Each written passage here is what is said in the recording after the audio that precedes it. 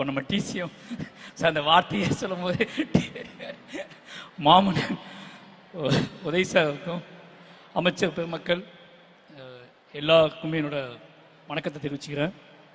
ரொம்ப என்ன சொல்கிறதுனா, கல்வியில் சிறந்த தமிழ்நாடு இந்த தலைப்புன்னு கேட்டபோதே அவ்வளோ பெருமையாக இருந்துச்சு.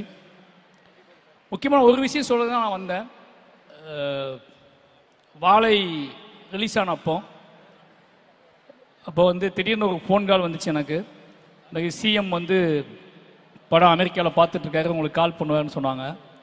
அப்போ எனக்கு கால் பண்ணி அதுக்காக வெயிட் பண்ணேன். ஏன்னா என்னோடய எல்லா படங்களுக்குமே அவர் கால் பண்ணி பேசியிருக்காரு என்கிட்ட. வாழைக்கு நான் ஸ்பெஷலாக வெயிட் பண்ணேன். ஏன்னா அவர் தமிழ்நாட்டோட முதல்வர், ஒரு வாழை மாதிரி ஒரு படத்தை பார்த்துட்டு என்ன சொல்லுவார் அப்படிங்காக வெயிட் பண்ணேன். அதுமாதிரி கால் வந்துச்சு, அவர் பேசினார் என்கிட்ட. அன்றைக்கு அந்த படம் எடுப்பதற்கான நோக்கம் அல்லது அந்த படம் அந்த கதை நிகழ்ந்த காலகட்டத்தில் இருக்கும்போது எனக்கு ஒரு மனநிலை இருந்துச்சுல்ல, அதோட உச்சமாக அந்த சிஎம் அந்த பையன்கிட்ட, அந்த சின்ன பையன்கிட்ட சிவனஞ்சாங்கிட்ட பேசினா எப்படி இருக்கும் அந்த ஃபீல் இருந்துச்சு. அதை உணர முடிஞ்சு. ஏன்னா எனக்கு கிட்டத்தட்ட கண்ணீர் சொட்டின மாதிரி ஒரு ஃபீல் தான். ஏன்னா அதில் அந்த படத்தில் ஒரு சீன் இருக்கும். முக்கியமாக தமிழ்நாடு கவர்மெண்ட்கிட்ட நான் என்னைக்காவது ஒரு நாள் அதை எங்கேயாவது பதிவு பண்ணி நினச்சிட்டே இருந்தேன். அது என்ன அப்படின்னா, அந்த காலை உணவு திட்டம் அப்படிங்கிறது தான். நான் வாழை ஷூட் பண்ணும்போது அந்த பையன் பசியில் வாழைப்பழம் திருடுவான். நான் முதல்ல திருட்டு பழக்கத்தை கற்றுக்கிட்டது பசியில் தான் கற்றுக்கிட்டேன். நான் திருட ஆரம்பித்தது வாழைப்பழத்தை தான் முதல்ல திருடுனேன். அது இப்போ என்னோடய ஸ்கூலுக்கும் என் வீட்டுக்கும் 4 கிலோமீட்டர் இருக்கும். டெய்லி 4 கிலோமீட்டர் நடந்து போவேன், 4 கிலோமீட்டர் நடந்து வருவேன். அன்னைக்கு வீட்டில் அம்மா அப்பாக்கெல்லாம் சமைக்க அம்மா அப்பாவே இருக்க மாட்டாங்க. ஏன்னா காலையில் நான் எந்திக்கும் போதே அவன் போயிடுவோம், வேலைக்கு போயிடுவாங்க. பசியோடு தான் ஸ்கூலுக்கு போவோம், திருப்பி பசியோடு தான் வீட்டுக்கு வருவோம். இதுக்கு இடையில நாங்கள் கற்றுக்கிட்டது தான் இந்த வாழை தோட்டத்துக்குள்ளே புகுந்து இந்த வாழை மரங்களில் பழங்களை பிச்சு சாப்பிட்றது தான் எங்களோட டெய்லி உணவாகவே இருக்கும். காலையிலேயே அதான் சாப்பிடுவோம். ஈவினிங் ஸ்கூல் முடிச்சு 4 கிலோமீட்டர் நடக்கணும். அந்த 4 கிலோமீட்டர் எப்படியாவது பசங்க எல்லாரும் உள்ள வாழை தோட்டத்துக்குள்ளே புகுந்து யாருக்கு எவ்வளோ சாத்தியப்படுமோ அந்த வாழைப்பழங்களை சாப்பிடுவோம்.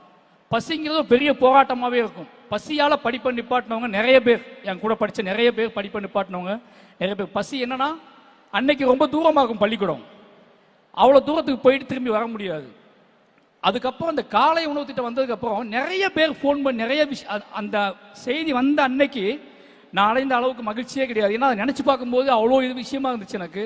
அந்த ஒரு திட்டத்துக்காக எவ்வளோ நன்றி சொன்னாலும் என்னால் அன்னைக்கு அதை எப்படி சொல்கிறதே தெரியல. ஏன்னா அது ஒரு முக்கியமான ஒரு பாய்ச்சலாக நான் பார்க்குறேன்.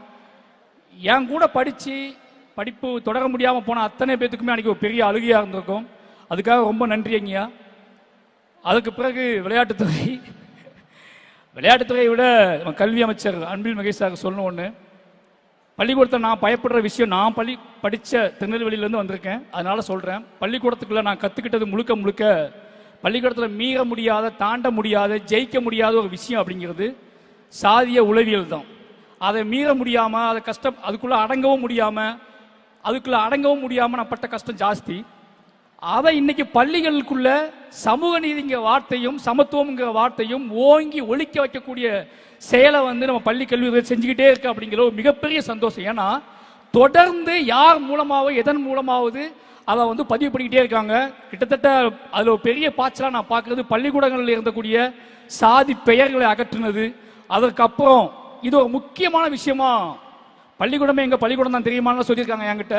அப்படி அத்தனையும் ஒழிச்சு கட்டி இன்னைக்கு பள்ளிக்கூடத்துக்குள்ள நடக்கக்கூடிய ஒரு மிகப்பெரிய யுத்தத்தை இன்னொரு அறிவு யுத்தமாக மாற்றின பங்கு கல்வித்துறை செஞ்சிருக்கு. அதுக்கு எனக்கு கோடான கோடி நன்றிகள். இப்போ விளையாட்டுத்துறை உதய் சார்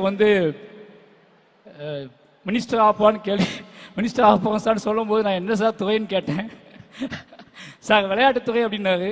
உண்மையாகவே அது அவருக்கு விளையாட்டு பயங்கரமாக பிடிக்கும். மாமன்னன் ஷூட்டிங் ஸ்பாட்லேயே கிரிக்கெட் பார்த்துட்டே இருப்பார், அப்படி எதையாவது பேசிக்கிட்டே இருப்பார். இன்றைக்கி அவர் வந்ததுக்கப்புறம் விளையாட்டு சார்ந்த விஷயங்களை ஈஸியாக எடுத்துகிட்டு போகிறது, அதை ரொம்ப எளிமையாக அதோட ரூட்டை, வழியை, பாதையை ரொம்ப எளிமையாக மாற்றினது, இது எல்லாத்துலேயுமே அவருக்கு கீழே விளையாட்டு யார் எங்கேருந்து விளையாட ஆரம்பிப்பாங்க, யார் விளையாடுறதுக்கு வழி தெரியாமல் நிற்பாங்க, யார் உச்சம் போதுக்கு வழி தெரியாமல் நிற்பாங்கன்னு தெரிஞ்சுக்கிட்டு அந்த மாதிரியான விளையாட்டு வீரர்களை ஊக்குவிச்சு அவங்கள வெளியே எடுத்துகிட்டு இவ்வளோ பெரிய சாதனை நிகழ்த்திருக்காங்க அப்படிங்கிறது ரொம்ப சந்தோஷம். ஒட்டுமொத்தமாகவே தமிழ்நாடு ஒரு பாய்ச்சலில் தான் இருக்குது.